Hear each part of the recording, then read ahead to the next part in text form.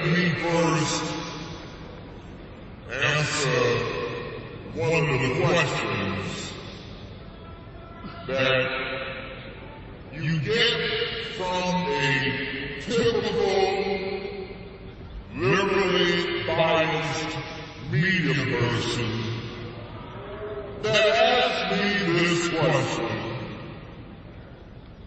when they heard that I was going to be at this Trump rally. Why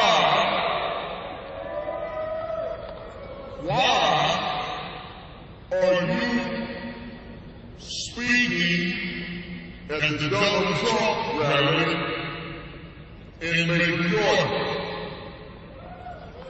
My answer, because Donald Trump asked me to.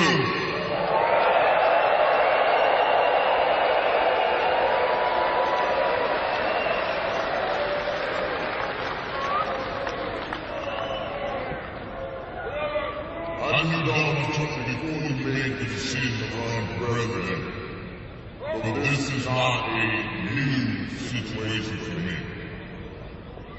But one of the reasons that I continue to set the record straight every day, as many of you all know, is because you have a lot of people in the media and the establishment that are trying to bring down Trump with lies and BS, and it's not going to work.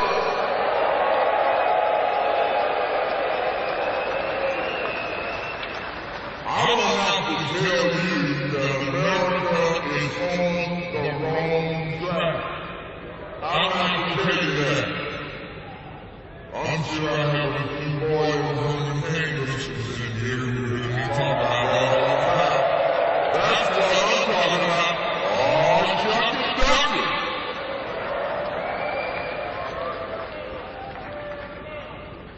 But we're on the wrong track. You know that. And the only way we're going to get back on the right track is that we have got to have the right leader in the White House.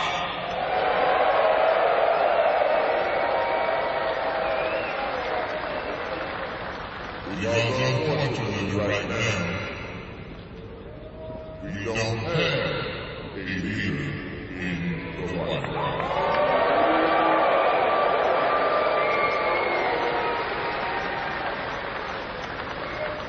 The last thing that I want to address in my brief remarks, and I'm thrilled to be here, is the media question that they continue to try and turn into a media frenzy. Is the media continuing to talk about those outsiders that are leading the Republican nomination? Well, many of you all know that I was considered an outsider. And let me tell you something about my definition of an outsider. If you were born in the United States of America, you are an insider through and through. There are no outsiders. You see, an outsider is going to take this country back. And if you're born here, you're not an outsider. You're an insider. Because when the founding fathers wrote those famous words, we hold these truths to be self-evident that all men and women are created equal. They are endowed by their Creator, not man's, not the Democrats, with certain unalienable rights that among these are life, liberty, and the pursuit of happiness. But don't stop right there. The reason many of you all are here today, the reason that many of you all are carrying those "We Stand with Trump" signs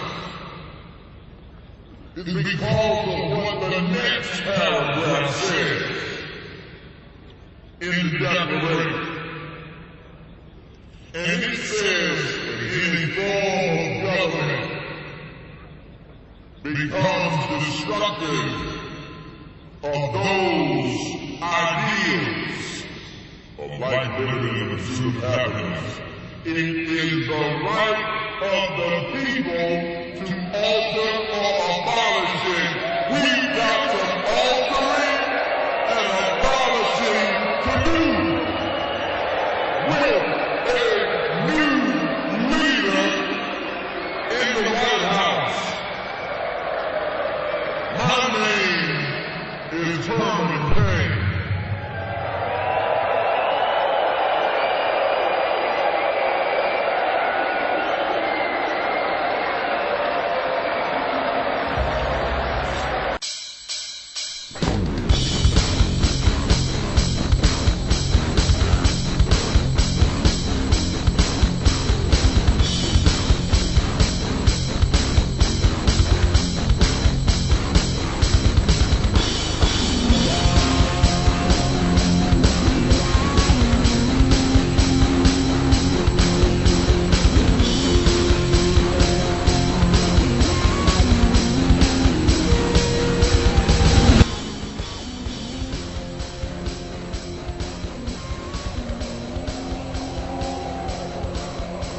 Ladies and gentlemen, please welcome the next President of the United States, Donald J.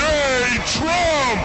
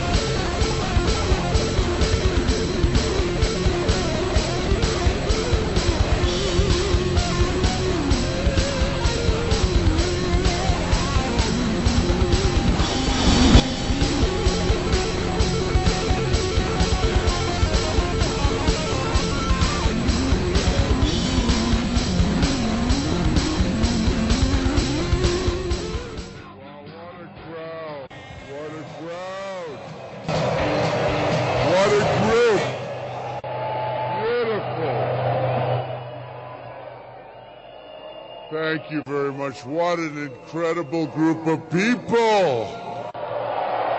Beautiful.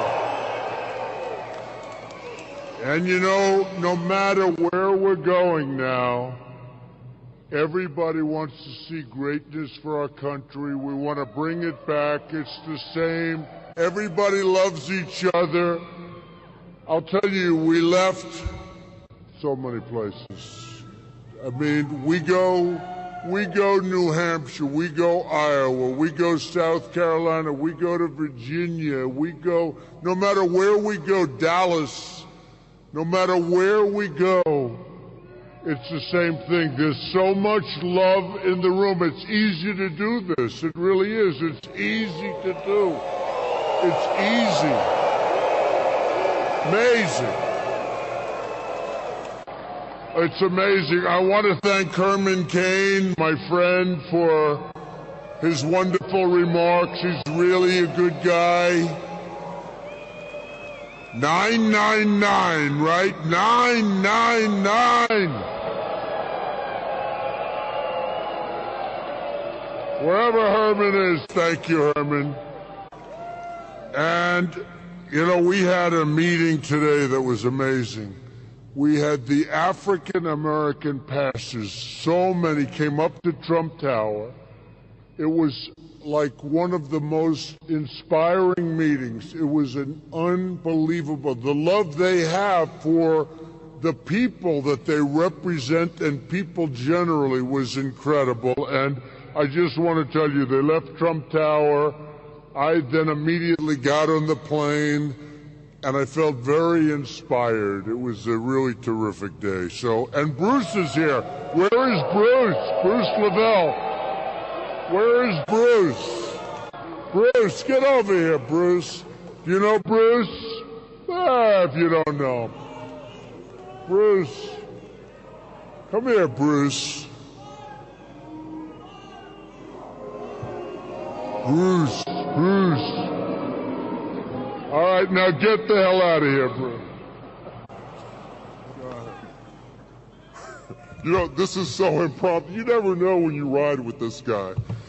I was in New York, and I went up there, guys, on a serious note to just defend a lot of the things that you've been seeing in the news that were totally false.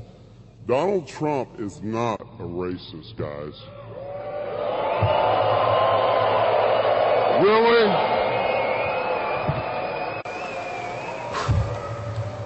You know, I went to his campaign, and I'll be honest, you guys probably never met him. I've met him several times. I actually rode back on his plane and got to help land the plane with my beautiful wife, Sharon, over here. Where are you, Sharon? And we had a big meeting up at the Trump headquarters, and we had over hundreds of pastors that showed up that looked like me and different leaders across the country to denounce this rumor, this accusation against this fine man. It's all... Guys, when I walked, the first thing when I walked up to his office, I looked around and it was so culturally diverse, it was amazing. Most of the women were in charge. They had the higher positions in his organization. Did y'all know that? But on a serious note, I won't talk because it's about Donald Trump. I just want to let you know that, you know, I'm wholeheartedly thankful to be a part of this campaign and to help him, and I hope you guys help him. I know there's a lot of establishment guys. I was part of the establishment. I used to be a chairman at Gwinnett GOP chair. Some of y'all know me. But I'm here to tell you it's not about anything else except you guys, the people. And I just want you to let you know that Donald Trump is here for everyone, hears every voice, and he's our guy.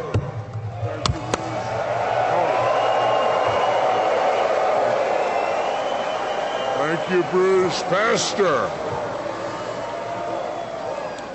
Thank you. That was very nice, but we met with many pastors, and it was just great. So, as you can see, the people are still pouring out. Now, we could get all of these people coming in right now. If you'd like to wait for 45 minutes before we start, you want to do that? I had a feeling you were going to say that. I had a feeling. It's been going amazingly well. You do have the mainstream media. You know, I've been hearing about mainstream media all my life. Ooh. No, I've been hearing about it, and it's true. I mean, they don't give you accurate, really representation. It's an amazing thing. They don't do it. They don't do it. You know, I constantly talk about the cameras. They never show the crowds. They never show the crowds. My wife is always disappointed. Darling, you must not have had a good crowd tonight. But now after about 3 or 4 times, she understands they never want to show the crowds. They never want to fan the cameras. It's an incredible thing. Can you do it maybe once? Fan the cameras. Fan the cameras. They don't move them. They don't move them. They don't move them. You know, I should be happy. It's focused on my face. They never move it. Nobody knows what's going on because you really don't. They don't want to. I mean, it sounds crazy. They don't want to show the kind of response we're getting. So we had 12,000 people. We had 12,000 in Sarasota, Florida on Saturday in an afternoon during football games. 12,000, biggest crowd ever. They've never had a crowd even close. The arena held 6. We had 6 outside, 6 inside. I made 2 speeches, and nobody knew that. They don't talk about it, so that's okay. Here's the story. Here's what's important. Here's what's important. We're winning in every single category. Every category. We're winning every single poll.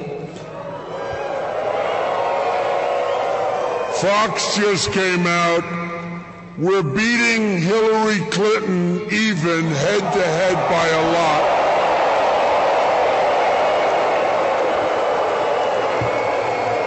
And I have to tell you, we're beating her by a lot, but she does, and this people are going to say, oh, that's not a nice thing to say. Who cares? We can't afford to be so nice, folks. We can't afford. We don't have the options. You know, for a while we had options. We could mess it up. We don't have the options. We've got to get it right. She doesn't have the strength or the stamina to be president. She just doesn't. She doesn't. I know her. You ever notice she'll go in one of these things and she'll do something, and it's, by the way, the crowds are like 200 people. We were in New Hampshire, actually a part of Massachusetts, where I have 48%. You know why? Because Tom Brady likes me. What can I tell you? I think so. If Tom Brady likes you, you're in pretty good shape in Massachusetts. But we have 48% in the poll in Massachusetts. And we're landing, and Hillary is nearby, and she's going past. And we had all of the police in Massachusetts give us a motorcade. You never saw anything like it. It was like 50 motorcycles. It was the most incredible. I actually said, why do I have to be president? No president ever had a motorcade like we just got. And Hillary, we had 4,500 people, and right next door, meaning 10 miles up the road, Hillary had about 200 people. It's the way it is. That's the way it is. And I'll tell you, this just came out. I don't know if the other networks can keep their thing going, but I might as well. CNBC and yeah, they were pretty lousy. That guy John Harwood was a real stiff, wasn't he? What a dope. What a dope he was. He was so nice to me for 3-4 weeks. Oh, yes, Mr. Trump. Oh, Mr. Trump, we look so forward. We look so forward to having you. And then he reads this question, such a nasty question. And I said, what a nasty question, right? So they're just a bunch of phony people. But when it comes to this, I'll say it's good because it's good news. So good news, they're not phony, all right? So this was CNBC. So it says staying home, and it says for the front runner, 75% Republicans polled. Basically, you see the charts, and that if Trump runs, far more people are going out to vote in the election. Far more.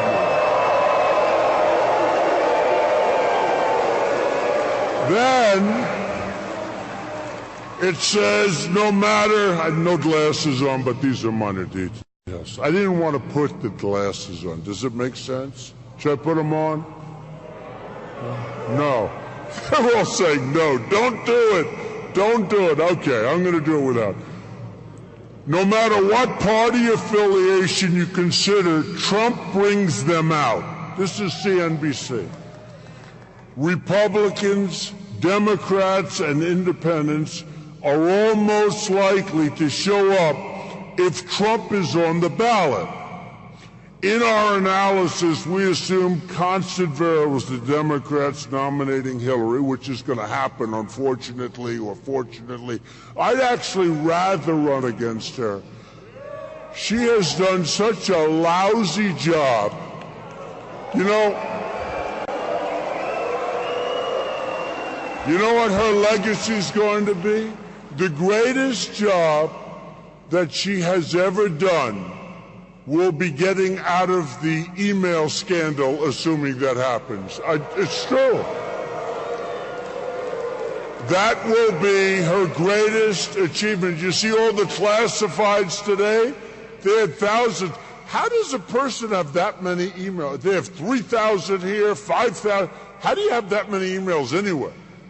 But they have thousands of classified today. It's disgusting, because frankly, she shouldn't be allowed to run. She shouldn't be. But the Democrats are protecting her. She's being fully protected, as the expression goes. And by the way, we can't tell any more jokes. You know, every time I kid and tell jokes, these guys put on, like, you know, a little segment. Like the belt, right? The belt, you know what I'm talking? I talked about Carson, how it doesn't work that way if you hit. And I went into like a whole big thing, can't be possible. The belt will twist. So I'm going through this thing like for 3 minutes, and I pull over to the side, and I start showing the belt. And I start showing it very strong, very nice, you know, but it's a part of a whole story. They never show anything, just that 2 or 3 second clip. I'm playing with my belt, and people don't know what the hell you're doing. It's unbelievable. And then I talked about, the other day, I talked about a reporter who changed his story. He changed his story. And I go into this very highly exaggerated phase of changing the story. They don't say what it's all about. All they do is they show these little snippets. They do whatever they can to make you look bad. So what I'm going to do, I'm not going to tell any more jokes. I'm not going to kid. Oh, you want me to? You want me to? Okay. Okay, so I will. All right. Just as long. No, it's true. And then my opponents do commercials where they take a 2-second snippet. These are really dishonest people. Like this guy, Kasich. He did a commercial. Total stiff. Hey, I'm beating him in Ohio by a lot. And he's the governor of Ohio.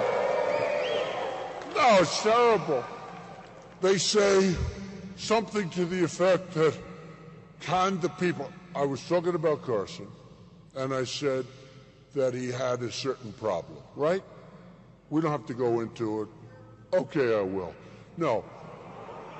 I said he had a certain pathological problem. Now, he wrote it. I didn't write it. And he said he suffers from pathological disease, okay? That's a serious problem. Don't we have enough problems in this world?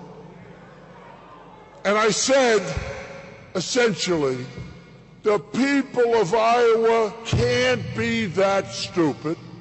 And then I said, the people of the United States, something to the effect, can't be that. In other words, I'm talking about everybody. How can you vote for somebody with a problem like that? I'm not even talking about going after the mother with a hammer. I'm not talking about hitting his friend in the face with a lock. And I'm not talking about that total nonsense about boom into his stomach and the belt saved it. Okay? Okay? I'm not talking about those stories. I said I'm not going to mention them tonight, so just disregard. It's like you're before a jury and the judge says, please disregard. Oh, okay, we'll disregard. So what happens is Kasich does a commercial, but he only puts up the first part. He doesn't put up the second about all the people in the United States. They take little snippets. These are horrible people. Horrible people. Interestingly, in the same poll, not that I care about Kasich, I think he's got 1%, but it says Kasich does the worst. You know what's funny? When people come after me, they've gone down the tubes. You look at Kasich. Now, before that, Jindal, he was vicious. Bobby Jindal. Alfred E. Newman, I call him. No, it's true. Think of it. He was vicious. He was so vicious. He was going after me. I said, I don't even know this guy. And then you had Perry, the nicest guy from Texas. He had a problem, you know, one of the worst debate performances in the history of debates. That was a debate performance you can never, ever live down. But all of a sudden he became vicious. He goes to Washington to make a major speech on me. I said, what did I do? Because they wanted to pick up. He goes down. Lindsey Graham. I mean, this poor guy. No, the poor guy. Think of it. He's a U.S. Senator, and in South Carolina, I was at 32 or 38, and he was at 2 or 3, and he's the sitting senator. How about Florida? How about Florida? In Florida, I'm at 32 and 28, very high numbers. And a governor, Bush, I mean, honestly, it's over. So many commercials. I can't watch them. He spent millions and millions of dollars. I've spent nothing. I haven't done a commercial. I actually felt badly. No, I actually felt badly. I did a radio commercial, a small one, because the press was killing me. Why aren't you doing more commercials? Why? I said, you got to do a commercial. I don't need it, but we got to do a commercial. So we did actually a pretty good radio commercial. We're going to be doing a lot of commercials, actually. I think, actually, we're going to be doing most of the commercials that if somebody hits me, I'm going to hit them back so hard. Oh, you have no idea. We're going to hit them back 10 times harder than they ever, which is what we should be doing with ISIS and everybody else, okay? Incredible. USA.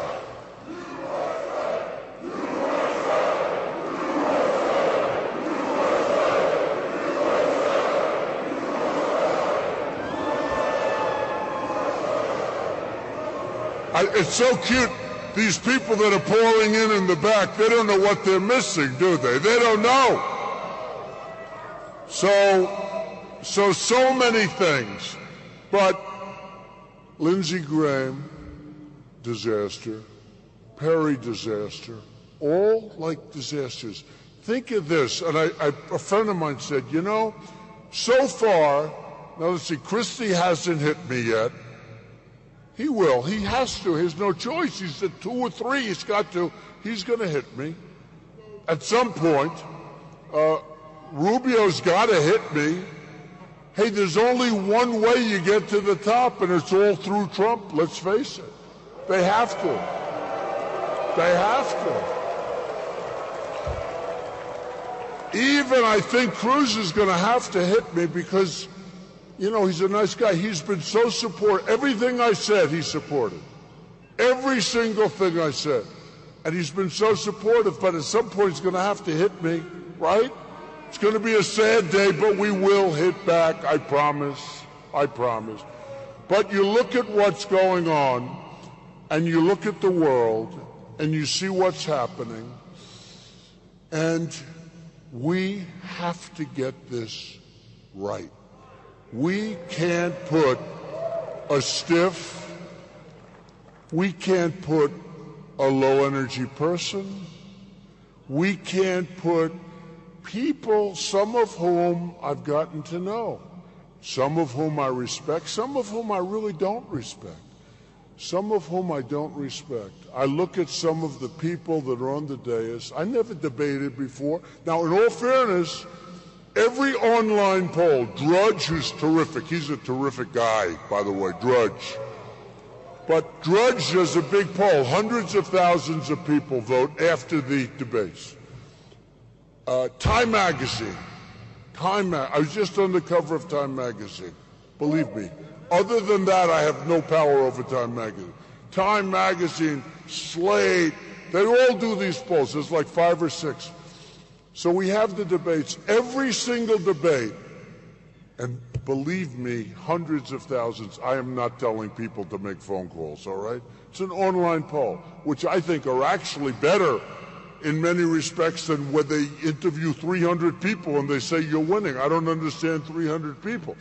I do understand 200,000 people, but I don't understand why they interview 297.3. 0.3 is a baby, okay? So I never understood that, but you know what? Whatever, I took that at the Wharton School of Finance. I took that whole thing, and it never made sense to me, but I guess it works because usually they're right, although in the last number of elections they've been wrong. I hope they're right, right? I want them to be right. They got to be right. But you look at these polls, and in the debates, I won all the debates. And I'm saying to myself today, CNN, I'm coming over, and I told you we had this great pastors meeting. This great meeting. Look, the camera just went off from CNN. They know me. I love hitting them while their camera's on. No, I love it. I love it. So CNN gave me the worst story. It was like the meeting never even took place. And it was such a great, it was like a love fest. And I said, that's really unfair stuff. So maybe, how would you like to do this? Fox, for the first debate, ended up with 24 to 25 million people, one of the largest in the history of cable, maybe the largest show, I think, in the history of cable. CNN had 23 million people. It was the biggest show in the history of CNN. This isn't me. This is from showbiz, okay? The biggest ratings in the history of CNN. Biggest. They cover wars, they cover. How about the next debate is with CNN? Now, you have to tell me, because I know what they're going to say. They're going to say, oh, Trump is chicken, okay? How about I tell CNN, who doesn't treat me properly, they don't, they just don't, right? They don't. They really don't. And I have a lot of respect for some of the people over there, but they don't treat me. How about I tell CNN that I'm not going to do the next debate, okay? I'll tell you the problem. You know, we discussed. This is a nice thing. When you're really smart, like really smart like I am, it's true. It's true. It's always been true. No, it's always been true. But I can do these things extemporaneously, so I don't need teleprompters. Like Obama, he walks out, ladies and gentlemen of Georgia. Ladies and gentlemen, thank you very much. You know how easy that is? You read for a half hour and I talk for an hour and a half, and I don't have any of that stuff. But the nice thing is you can be very current, you know, current events. You're not reading a speech and you have to get speech writers to change. I mean, I hear things on the airplane coming over. We can talk about them. But how about we do this with CNN? I won't do the debate unless they pay me $5 million, all of which money goes to the wounded warriors or go to vets. Seriously. I would love to do it. I would love, okay. Let me give you the bad news. So what will happen is they'll say, oh, Trump is chicken. Well, I've done 4 of them, and according to every online poll, I won every one of them. Now, when I turn on the television and I listen to these, you know, the talking heads who are not smart people at all, they call them elite. My education's better than any of them. I'm smarter than they are. Many of the people in the room are smarter than they are. But the talking heads, I could name them, but actually a couple of them are actually starting to come around, so I got to be careful. I can't set them all the way back again, right? But, you know, guys like Karl Rove, he spends hundreds of millions of dollars on campaigns. He wins nothing. He wins nothing. There are some people that are losers, okay? But how about if we do the, no, they're losers. They're losers. And that's the problem. We can't have that. We can't have that with the Republican Party. We have to get the right people. And we have to win. That's why when I show you this poll, it's a Fox poll where I beat Hillary. That's what we have to have. And I haven't even started on Hillary yet. Other than I do say no strength, no stamina. But with CNN. So I say $5 million goes to the wounded warriors and the vets. Okay? Do we like that? Here's the problem. We're winning by a lot. I say we because we're all in this thing. You know, a lot of people say, oh, well, Trump's crowd, they say it over here. Trump's crowd, it was packed. We haven't had, I mean, you look at every stadium. Mark Cuban called up, you want to use my arena, the Dallas Mavericks. I said, what day is it? Thursday. When can I use it? Monday. I said, 4 days. How many seats? 20,000 seats. We filled it up like a day and a half. And he predicted that. He knew it. There's a feeling. By the way, there's a feeling. But here's the problem. So we're leading in everything. The biggest crowds by far, so much bigger than Bernie Sanders. You know, you always hear about Bernie Sanders. Our crowds, no. May he rest in peace. You know he had an operation today. I think it was a hernia operation. You know? You know why? Carrying around too much tax problems. Because he's going to tax you.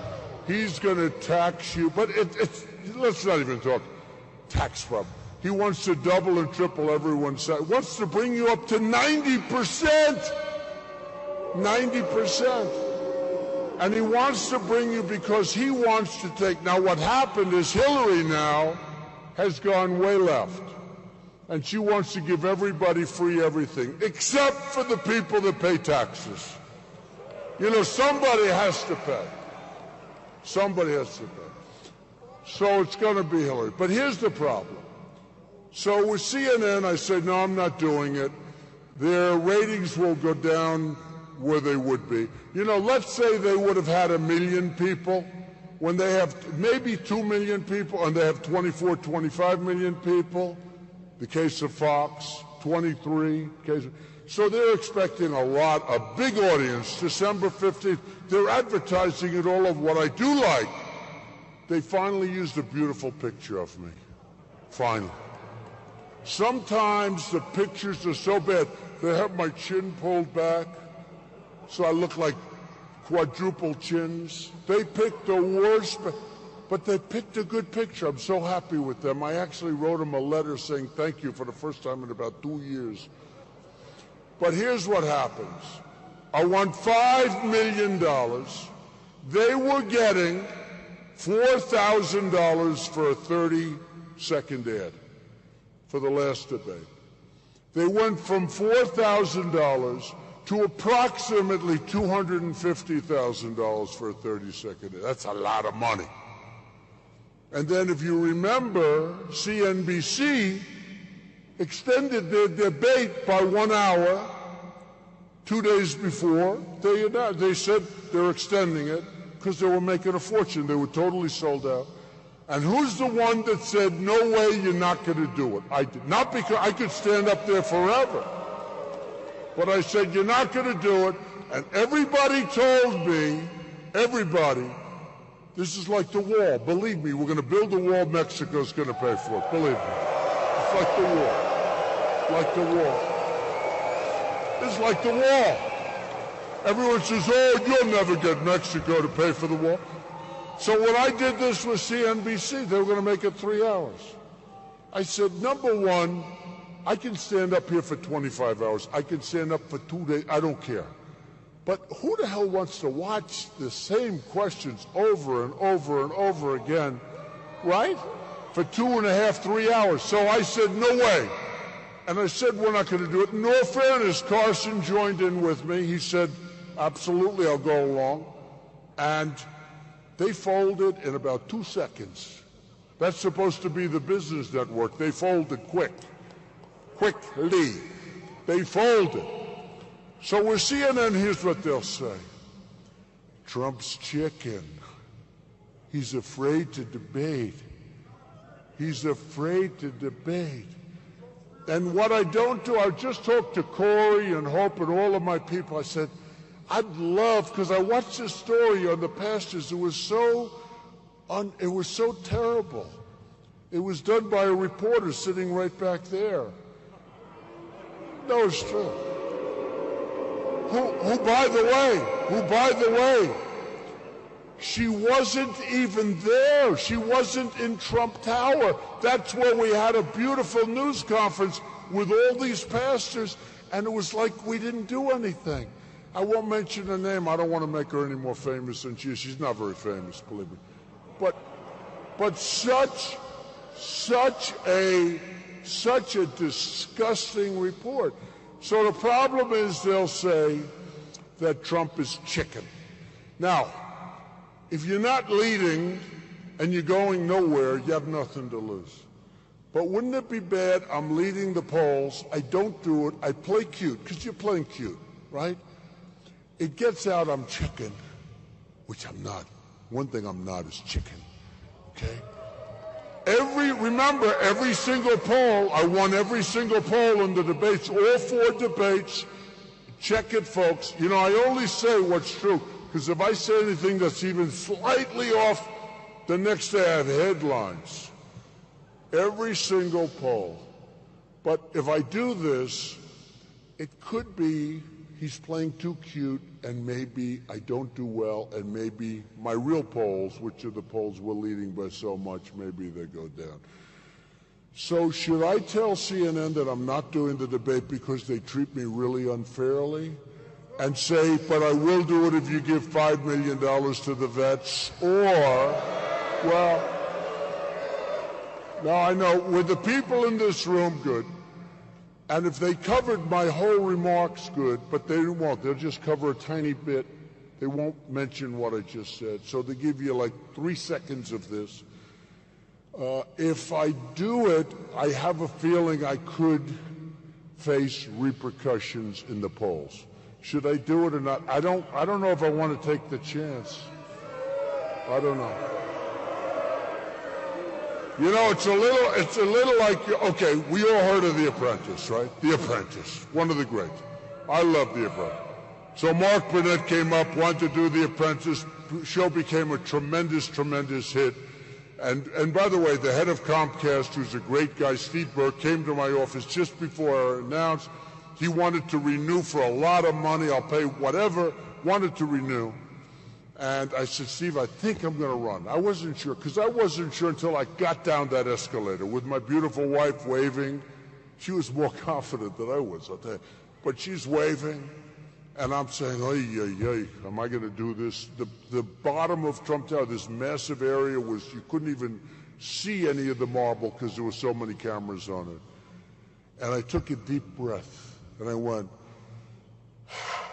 let's go. And I did it.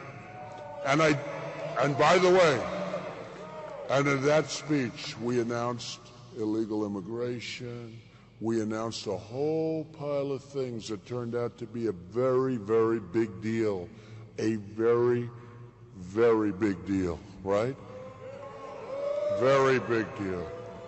So, build a wall. So, So what happens with The Apprentice is we went on, and they didn't have an option because everybody said, well, Trump isn't going to be, he's not a television star. They did a one-season deal without an option. Very unusual. They didn't want to waste the ink. And critics said, why would anybody want to watch The Apprentice with Donald Trump? And then they said, the worst insult I've ever had. This one critic, a total moron, said, women will never watch. You know, unless women watch the show, it can't be successful, because women make up a big part of the audience. And unless you have big women, and you just can't, the people on television know that. And this one guy said, why would women ever want to watch Donald Trump on television? You believe this is when it first came out. So, very insulting. In fact, I said to my wife, am I that bad, darling? Am I that bad? And I said, I've done fine. But the show goes out, and it starts at number 10, it goes to number 8, it goes to number 5. Anyway, many evenings, the number one show on television became this phenomenon.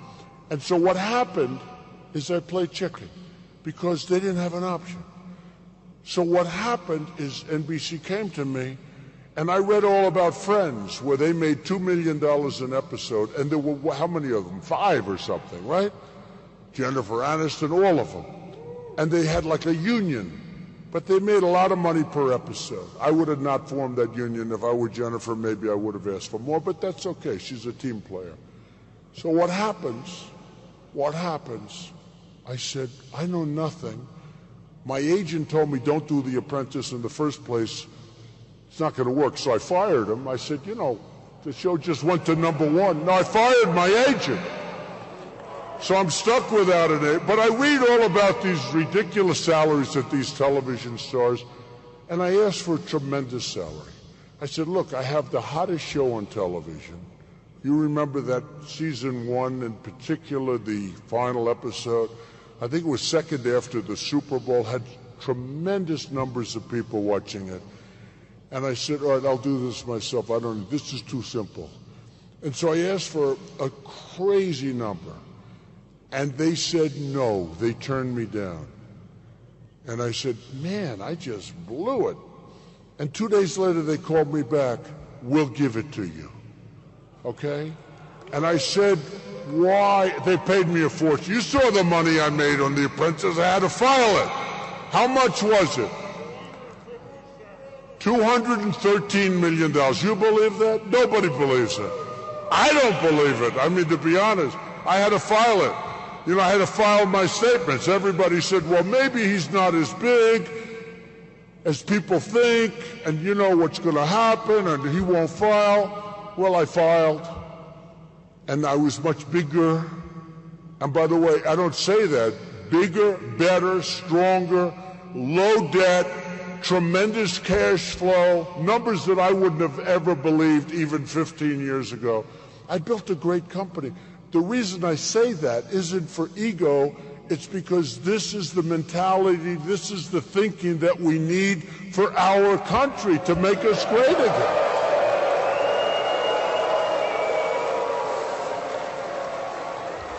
So, just to finish, and then we're going to get back onto that, but just to finish, I said to the head of NBC, why did you fold? Because I love business, you know. I love to know, why did people fold like little people? Why did they fold?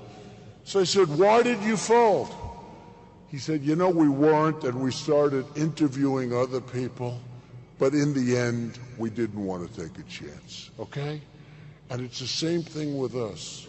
It's the same thing with us. We are going to do something so strong and so bold, but we can't take a chance and pick the wrong president. We can't pick a woman who is totally embroiled in scandal for her whole life. Whitewater. No, think of it. Whitewater. Whitewater was no different. Everybody that studied it, they did a book on it. She should have been indicted. She should have been indicted.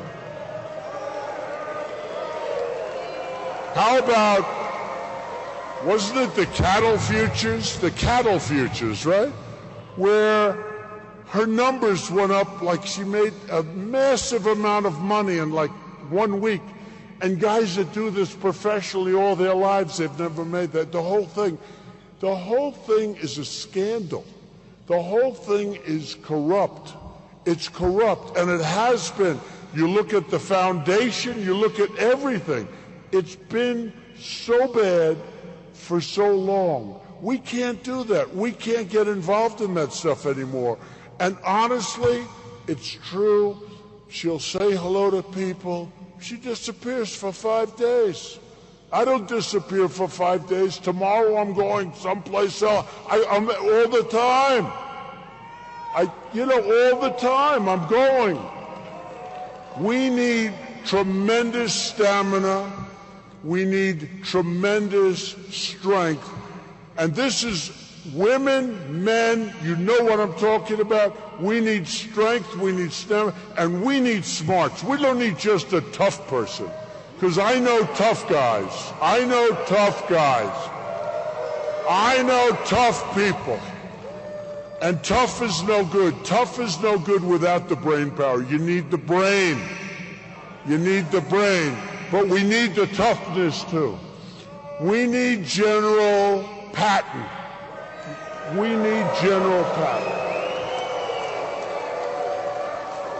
I mean, our armed services today are so politically correct that a guy like General Patton, who is a vicious, ruthless, horrendous human being, who cursed and spat and it spit in people's faces, who cares? He was great. And by the way, his troops would go to hell for him. His troops would go to hell, Mad Dog. His troops would go to hell for him. Or we need General Douglas MacArthur. In the history of West Point, one of the greatest intellects, and he was a totally different type, but he was a guy that only understood winning. That's what he understood. We don't need these guys that I see on television all the time talking about ISIS is very tough. ISIS is tough. There's 60,000 people. We got them through horrible planning. That whole thing with Iraq, again, got to be given points. I said in 2003, 2004, don't go in. And now, I am by far, and we have a lot of vets. I love you, vets. I love you. A lot of vets. We have a lot of vets in this room. And we're going to take care of our vets. We are going to really take care of our vets. You know, we put in a plan recently. We're going to take care of our vets. But we have to have people that don't talk. We don't want talkers. We want doers. We want people that know what's happening. I see on television all these generals, they're talking about, yes, well, then we're going to do this. I see Obama a couple of weeks ago. We are going to send 50 men to Iraq or to Syria. And then he said, where are we sending those men, by the way? Why would a president, or I didn't say it. I didn't say it. I didn't say that.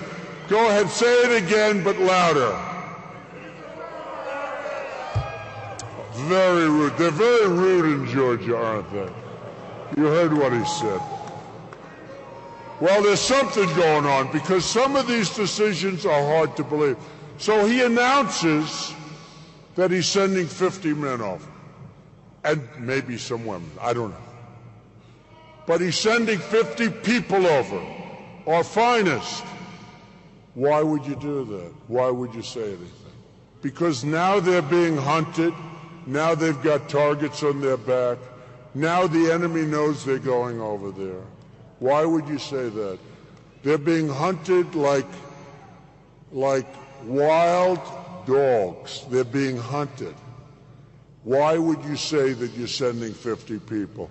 And it's, you know, the interesting thing, it's not even good psychologically, because 50 is not the number. I mean, you know, 50 people. So it's not even good from that standpoint. It's not like we're sending 100,000 people, you know, 50 people. They probably say, wow. Well, number one, we're going to get those 50 if we're the enemy, right? Number one, we're going to get those 50 and we're going to make them look real bad. And number two, 50 people. How stupid is this? Okay? If you're going to do it, either do it or don't do it. But you have to either do it or you don't do it. Their strategy is totally wrong. So I write the book, 2000, The America We Deserve. You saw that, right? Did you see the book? Does anybody have that book? The America We Deserve in the year 2000.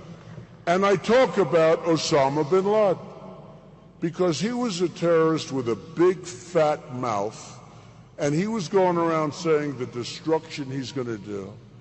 And I said in the book, 2 years before the World Trade Center came down, you better do something about this guy, Osama bin Laden. I said something about he's going to crawl into Iraq and come back.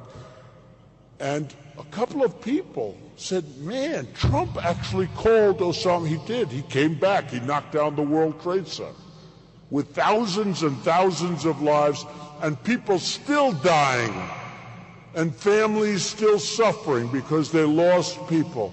This was the worst attack. This was worse than Pearl Harbor, because at least that was an attack on the military.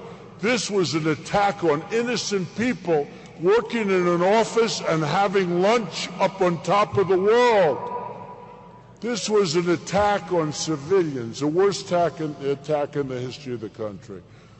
And we could have done something about it. We could have done something if we had leaders, if we had smart people. We could have done something about that.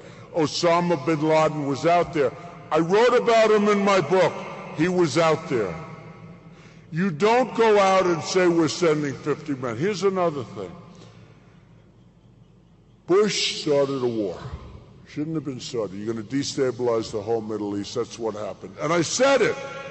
2003, 2004, Reuters has a big article on top. Trump says totally against the war. Not because I would be against, but because you have to know I'm going to build a military so strong, so powerful, so great that we'll never have to use it. We're never going to have to use it. We don't want to use it. We don't want to use it.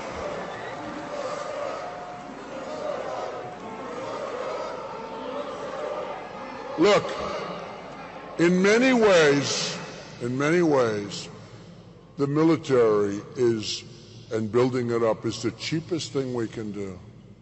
Because it's like the tough guy. You never really want to go against the tough guy. You know, you get the tough, we grow up and we all know what we're talking about.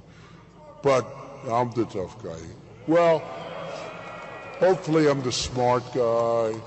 We have to have cunning, we have to have guile, we have to have a lot of different qualities.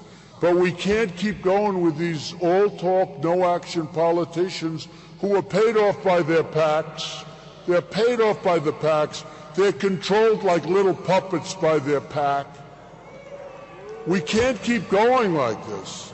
We owe $19 trillion. That's now going to be $21 trillion. It's a number that's absurd. It's a number that, who would have even thought this is possible?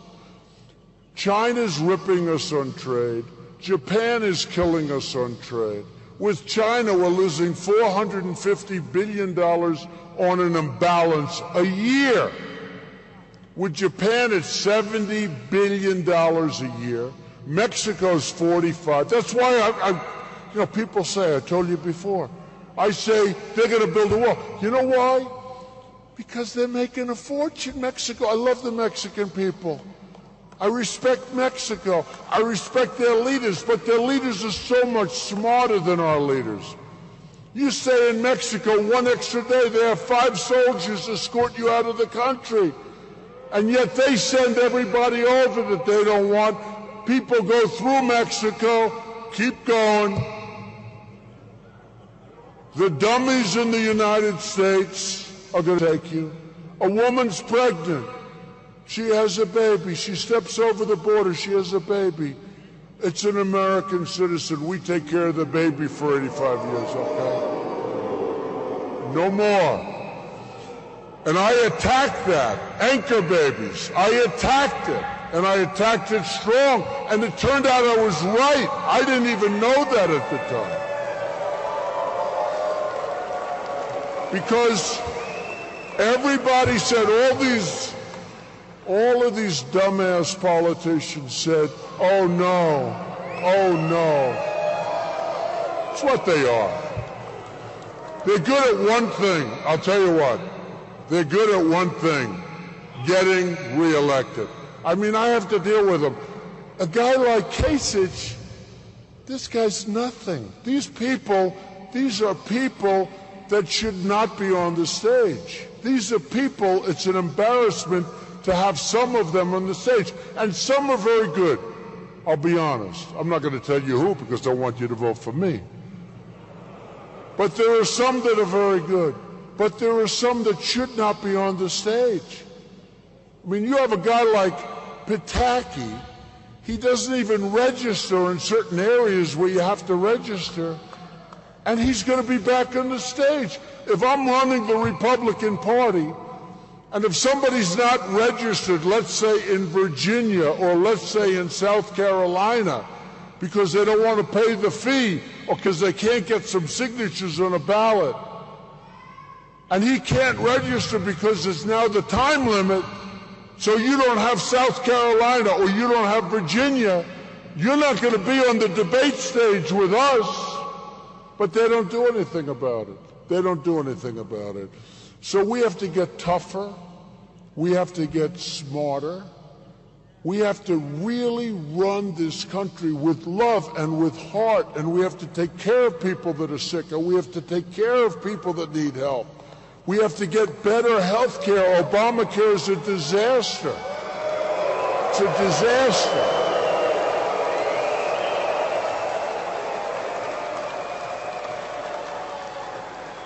Obamacare is going to be repealed and replaced with something so much better. So much better. So much better.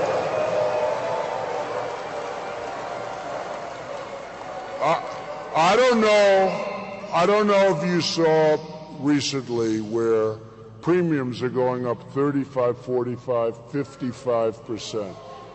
People can't afford them. The coverage is horrible. The deductibles are so high that unless you're dead, you can't use it. Okay? You can't use it. It's useless. It's useless. It's terrible. And it was all a big lie 28 times. You can have your doctor, you can have your plan, you can have whatever the hell you want. And frankly, the Democrats are going to pay a big price because I don't know if you've been reading the papers lately, but Obamacare is in big, big trouble, financial trouble. They have to be bailed out big league by Congress. They're going to have to be bailed out big, big league in 17. Now, unfortunately, you're going to have a new president. I'm going to inherit this stuff. I got all these problems to fix, but I'll fix them, believe me. Believe me. But here's the...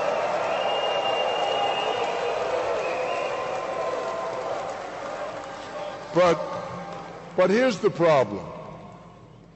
The Democrats, at least we know where they're coming from, right? These Republicans, we send them to Washington. And I support them, I give a lot of money, all that stuff. But we send them to Washington, and they get down there, and they don't do the job that they campaigned for. They say, we're going to end Obamacare, right? I don't know if you have any of this area, probably you do. We're going to end Obamacare. We're going to do this. We're going to strengthen up our military. We're going to take care of our vets. We're going to take care of our vets. They talk, and they talk, and they talk. Now they get down to these gorgeous halls with the beautiful marble columns and the angels on the ceiling, right? And he looks at his wife and he says, "We finally hit the big time, darling. Oh, and it comes to a vote on Obamacare. Everybody raises their hand. I mean, look at this last budget. This last budget was approved so fast, and we have to raise $2 trillion because of this budget. When you do the budget, you're supposed to start the following morning on negotiating because you don't have enough time. Then they say close down government. Everybody's afraid of closing down the government. And you know the funny thing? I wrote The Art of the Deal. The funny thing is that nobody's going to be blamed for closing down the government but Obama.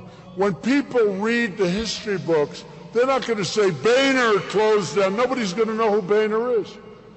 They're going to say during the Obama administration, the government closed down. He was a horrible president.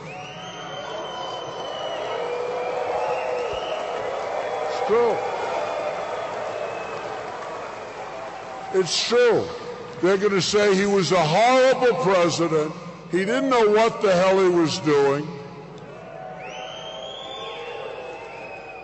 He was a tremendous divider because he's the most divisive human being I think I've ever seen. And the one thing a lot of us thought, including me, I said, you know what? He's not going to be a good president. But you know what? He will unify, perhaps, the country. And he'll bring white and African American and everybody. He'll bring them all together. And you know what? That turned out to be totally wrong. It's never been worse. And when I met today with the African American pastors, never been worse than it is today. And frankly, if you're African American youth, 51 to 55% unemployed. I mean, everything is bad. The man has been a horrible president. He's been horrible. To a point where people that would never vote Republican come up to my office and they want to really talk turkey. And it's hard for them. They always go Democrat, and it's hard for them. But they come up to my office because they really want help. So he's been a great divider. He's been an incompetent president. Everything he touches turns to you-know-what. No, everything. Everything. Think of it. We don't have victories anymore, right? We don't have victories. When's the last time we had a victory? We don't have victories anymore. Our health care is no good. It's a disaster. Our trade with all of these countries is no good. Our borders are like sieves. People are just pouring in. We have sanctuary cities, which, by the way, will end very quickly, okay?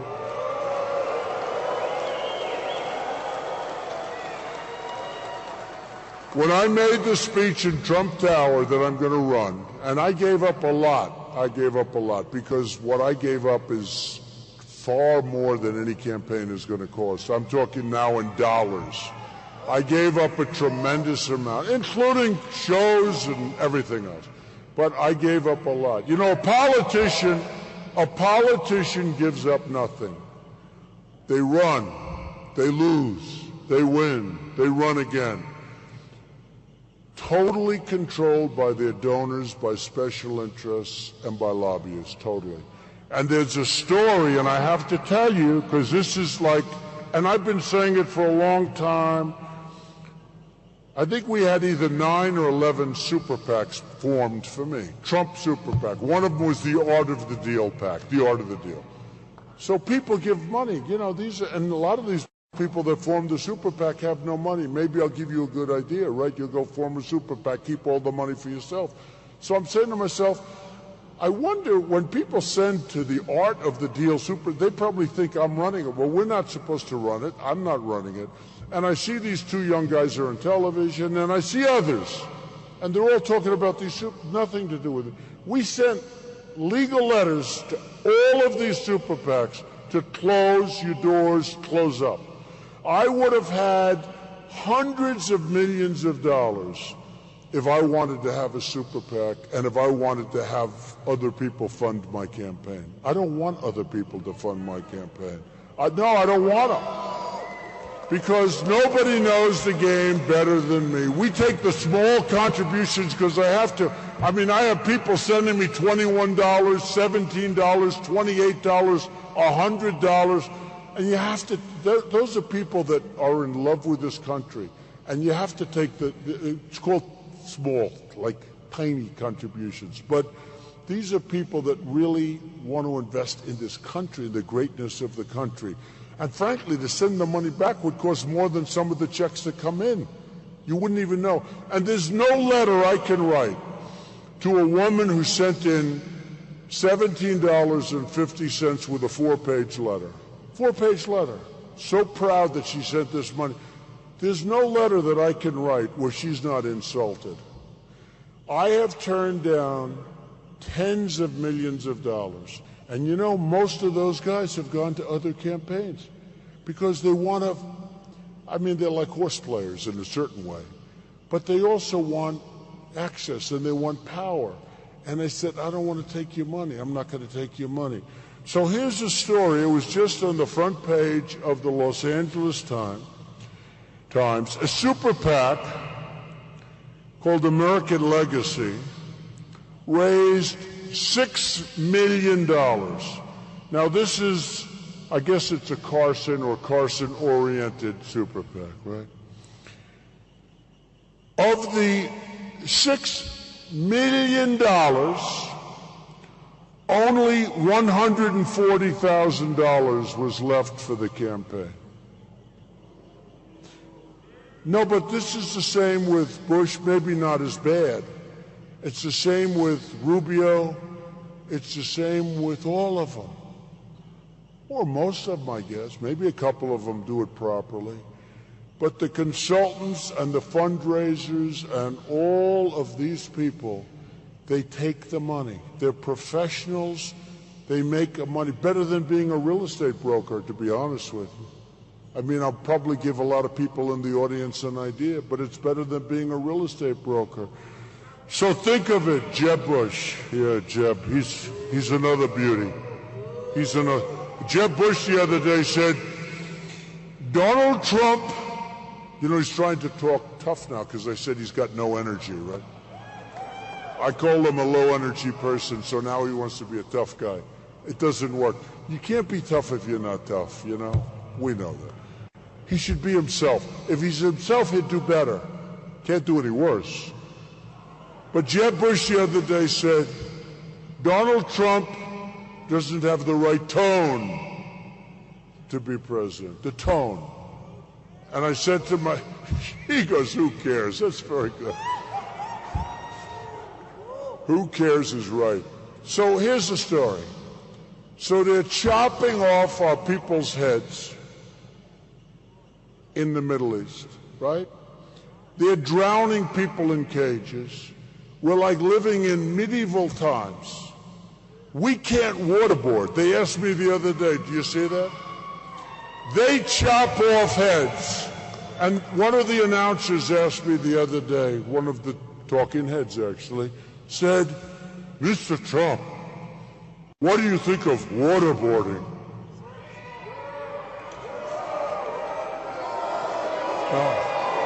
What do you think of it? Right? I said, what do I think of waterboarding? Well, do you want to go a step further than waterboarding? Because I'm okay with that too.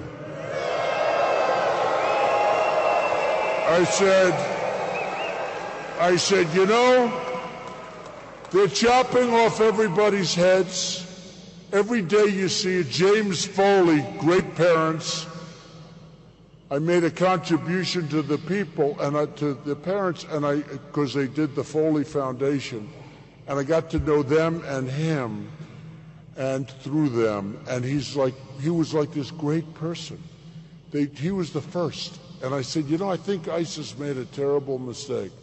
When they did that, they created this tremendous hatred. Well, now they're doing it all over the place. And we haven't done anything about it. And we have a president that doesn't even want to mention Islamic problems, doesn't want to mention it, okay? Right? No, he doesn't want to mention it. He doesn't want to say, you know, when you think about it, he doesn't want to use the terms. He doesn't want to say what it is. And you can't cure a problem if you're not going to say what the problem is. You just can't cure it.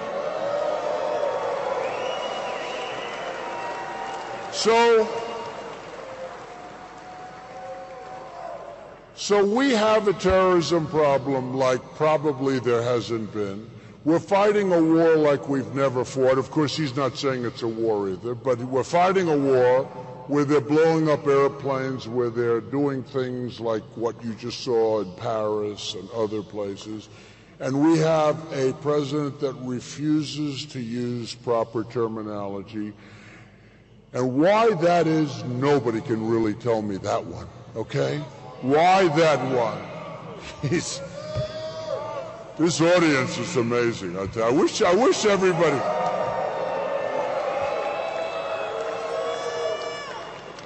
I wish everybody could hear. You know, when you think of radical, right? Radical, Muslim, anything you want to say. But it's a problem, and it's a problem that has to be addressed, whether it's Muslim extremists or not. You have to say what it is, and that's what it is. That's what it is. Even at a soccer game recently, you saw that the other day where they had a soccer game, they had 1 minute of silence for the people that were just absolutely bludgeoned, absolutely what they did in Paris. And people are yelling things from the audience, things that weren't supposed to happen. And the players were unbelievably embarrassed, and it was a great embarrassment. And you don't get a lot of reporting on it, but it was most of you have heard about it. That was last week. So we need strength, we need power, we need smarts. We're going to redo this country. We're going to make it better than it's ever been before. I really believe that. I really believe it. I really believe it. I really believe it.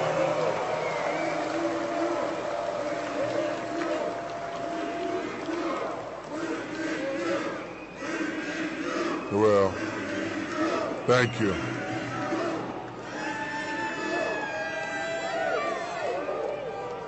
The other day, I read on the headline of one of the newspapers, the number of migrants crossing the Rio Grande is through the roof. You know, we've been hearing, oh, well, it's not. Tremendous increase. The number of migrants crossing the Rio Grande. Our country has no borders. If you don't have borders, you don't have a country. I'm sorry. I'm sorry. I'm sorry. So, and I'll tell you this, if I didn't, at the base of Trump Tower in New York, if I didn't talk about illegal immigration, I don't even think you'd be talking about it right now. You had Kate in San Francisco. You had Jamil, this young, incredible guy that was going to go to, he was a football player, a good student. His father, I've gotten to know him, an unbelievable man. And his son was shot and killed walking home with a sandwich for his father from the deli. He was going to go on a scholarship to one of the great colleges, maybe Stanford, on a football scholarship. The apple of the father's eye. And he called up his father, and he said, Pop, he called him Pop. I'll be home in a couple of minutes. I'm right outside. I've got your sandwich. And then a minute later, Jamil Shaw, Sr., heard 3 or 4 gunshots ring out, and he knew it was his son. And this was a guy that walked up to his son, held a gun to his head, and pulled the trigger right through the head. And when the boy went down, he went like this, and he shot him again and blew his hands off. An illegal immigrant that came over. Kate, the same thing. In Los Angeles, a few weeks ago, a woman, 66-year-old veteran, raped, sodomized, and killed by an illegal immigrant. We've got to get our country back, folks. We've got to get, and by the way,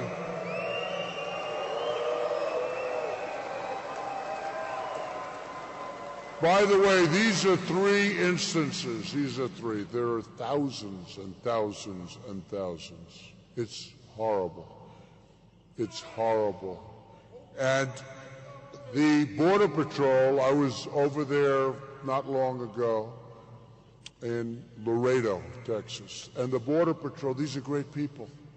And they're told, stand down, stand down. These guys are fantastic people. They'd love to do their job. They can't do their job. They're not allowed to do their job. And people are pouring into the country. And now we have Syrians that look awfully strong. No, can't do it. Hey, look, we all have a heart. And you know what I'm all for? I'm all for building safe zones in Syria, which is much less expensive. And believe it or not, they'd rather be there. You know, I have thousands of employees. And I have employees from parts of the world, all legally here, by the way. Oh, have I been tested? I have these guys going to reporters to every place. Have I been tested? But I have, and I don't know, maybe somebody sneaks in. Believe me, they'll find it if they do. But I have from all over. But you know, it's funny. They come from countries that you wouldn't think much of. You would never think that you'd want to go. Their big ambition is to make money here and go back to their country. They want to go back to their country. And I understand that. I understand that. They want to go home. They want to be back with their mothers and their fathers and their soil and their plants, even if the plant is not the kind of plant that you like. They want to go home to their country, and I understand that. And the fact is, if you build safe zones, and boy, do you have plenty of land over there, but if you build safe zones, and you got to get the Gulf states, as an example, Saudi Arabia makes $1 billion a day. Now, that was a couple of months ago when oil was high, so let's say they make a half. They make $1 billion a day. So much money, they don't know what to do with it. I know them. They're wonderful people that treat me nicely. They buy my apartments. I love them, okay? But you know what? The money is enormous. We don't have money. We're a debtor nation. We got to get them to put up money. We defend them. We defend Germany. We defend Japan. We defend South Korea. And they're right next to the maniac. This guy's a maniac. We have 28,000 soldiers. We defend. They give us like nothing. If you want to buy a television, LG, Samsung, Sharp, they all come. I bought thousands and thousands of televisions in the last year for different projects, right? Can you believe I'm running part-time? I'm like running part-time. I'm doing well for a part-timer, right? Oh, by the way, talking about, so wouldn't it be nice, I've spent less money on my campaign than anybody else, and I'm in first place in every poll. Wouldn't that be nice? No.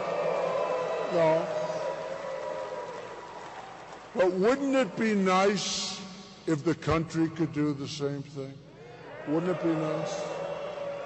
As an example, at first I said, you know, I have to spend more money. It doesn't look that good. I haven't spent that much. And then somebody said to me, you know what really is great? I don't know if anybody ever heard of Charles O. Finley. He owned the Oakland A's, right? He had the lowest payroll in baseball, And he won the World Series 3 times in a row. He had a young Reggie Jackson, a young catfish hunter, and George Steinbrenner, who was one of my best friends and a great guy. But he used to just buy his players all the time. And George told me, this guy is a genius. He had the lowest payroll in baseball, and he won the World Series 3 times. And he'd sell his players for a fortune and he'd replace them with guys who were just as good. Wouldn't it be great if our country could run like that? Wouldn't it be great? Wouldn't that be great?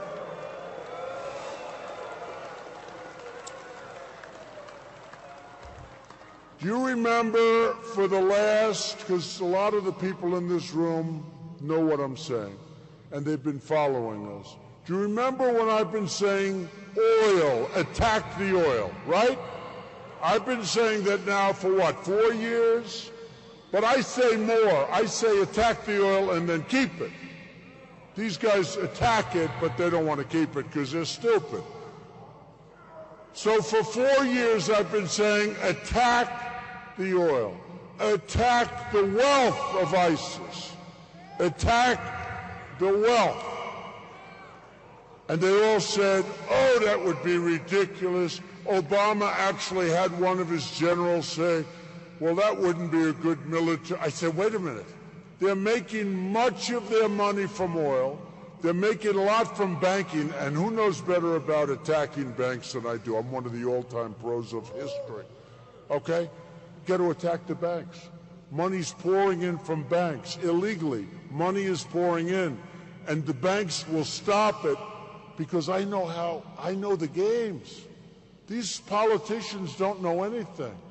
But I've been saying attack the oil, attack the oil. They've been saying that doesn't make sense. That's not a good strategy.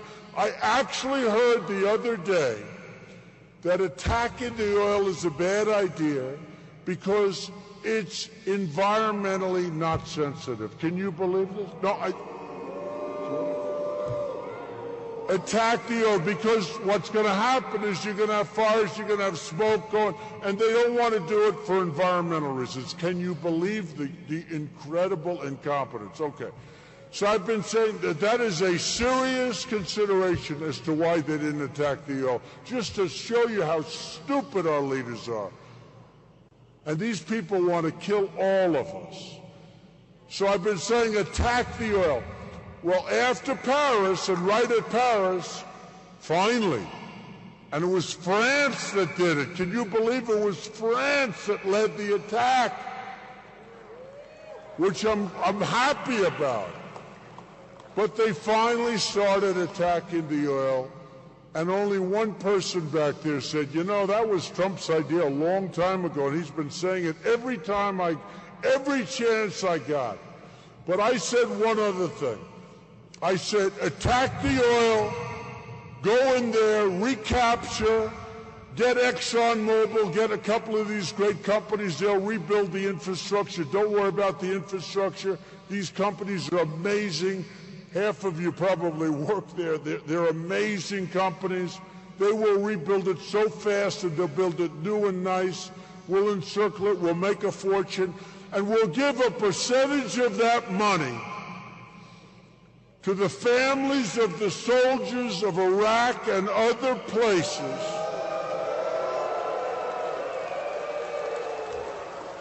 that were killed and so badly wounded. We'll give a percentage of that money to the wounded warriors, and we'll take care of our people. But these guys don't want to do it. You know, in the old days, to the victor, you know you're a military man. I can see it. Stands up straight, great guy. But I can see it. To the victor belong the spoils, right? We don't do that. We don't do that. We're so dumb. We go in, bomb the hell out of places, win, then we leave. And how about Obama? So he talked about the 50, but how about this one? When he gave the exact date when we're pulling out. Okay, how about that? And I said, wait a minute, it must be some kind of a game. I thought maybe he's playing a game. That he didn't mean it.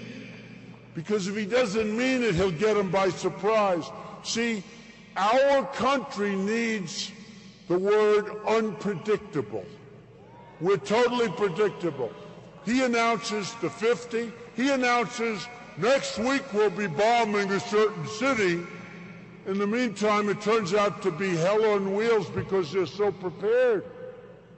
Because whatever he says turns out to be right. You'd think he'd be leading them.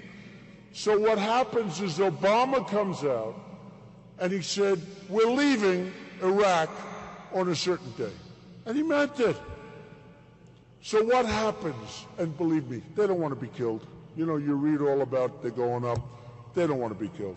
They don't want to be killed if they can avoid it. So they pull back. They say, wait a minute, this guy, how stupid is he? He's told us when he's leaving. What do we have to fight for? They're leaving soon.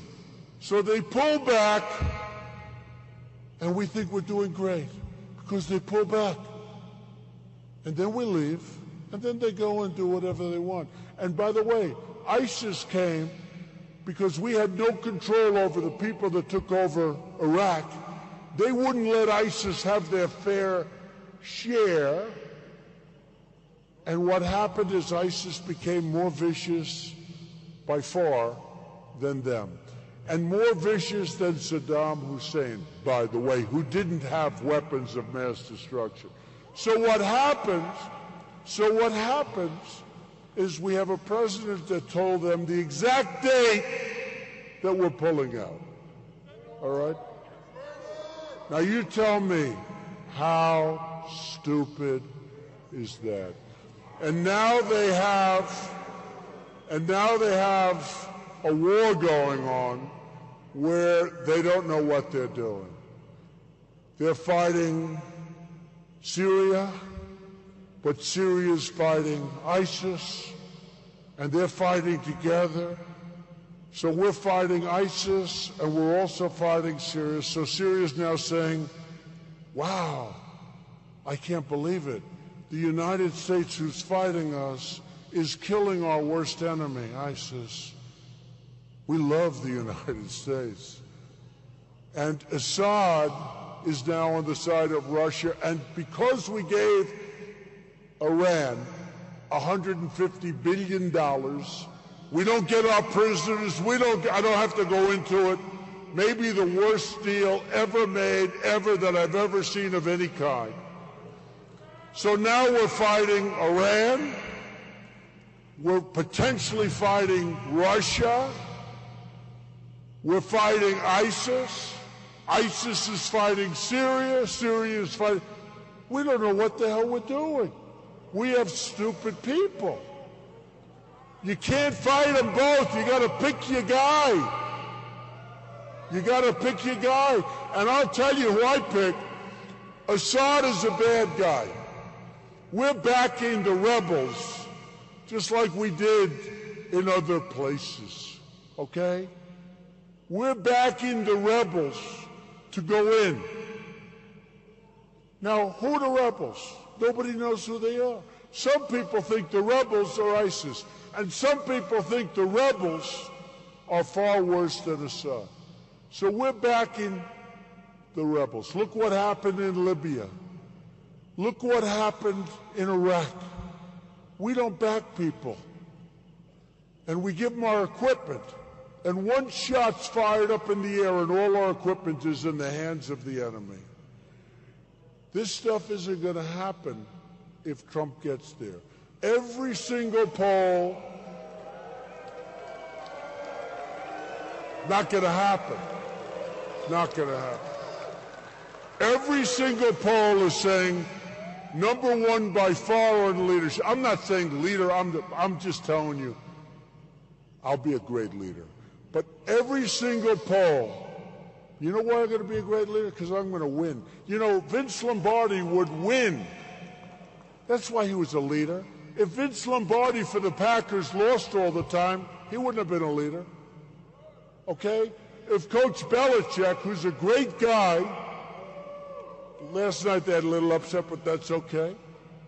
But Coach Belichick is a winner. These guys, the only way you can be a winner, you can't be a loser and be a leader. You can't. Doesn't work. Because you may get away with it for a little while, but eventually people will say, wait, we keep losing. We want somebody that's going to win. I win. I win. I know how to win. I know how to win.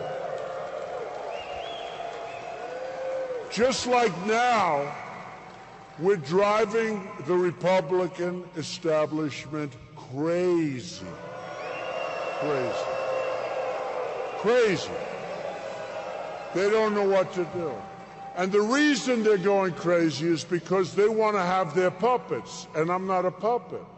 And when Ford, which moved to Mexico, when they call me, I'm going to do what's right for you, I'm not going to do what's right for me because I don't care. And I'm not going to do what's right because they were fundraisers and they gave me a lot of money. And when Nabisco, which just moved its big plant to Mexico, wants something, oh, they're going to suffer. Oh, they're going to suffer. Okay? And when the fundraisers and the lobbyists and the special interests see me about Nabisco, I'm going to do what's right for you. So, really, in a nutshell, it's been great being with you tonight. It's like this all over. It's like the enthusiasm, the love, the incredible everything. It's like this all over.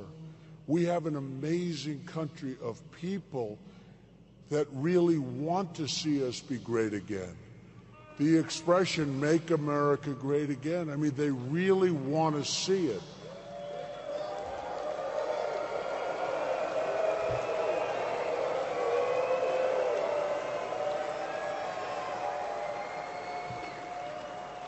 We have to get out and vote. Don't believe all this stuff. I think I'm going to win the Hispanic vote, and I frankly don't think it matters. The fact is that if the Republicans got up and voted last time, you would have had a different president. I don't know if you know. Romney let us down. He let us down, and he didn't energize the base. People were saying, I don't care. I mean, if you don't care between Obama and Romney, that's not doing a good job. We've got to get out. We've got to be energy. If you have a broken leg, a broken back, a broken neck, you have to get up and you have to vote. You've got to go out and vote. And I'll tell you this, and I say this even more strongly now than ever before, because I've gotten to know so many people on the trail. Our country is made up of unbelievable people and spirit. Our country with proper leadership, and I'll give you really proper, we're going to have fun. We're going to have victories. We're going to win. We're going to win so much.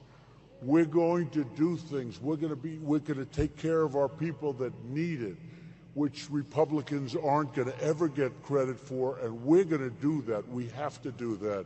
Otherwise, I wouldn't even run for office. We're going to have a big, beautiful heart. But we're going to make this country not only great again, we're going to make our country greater than it's ever been before, and we can do it. We can do it. Thank you. Thank you. I love you. Thank you very much. Thank you. I love you. Thank you very much. Thank you.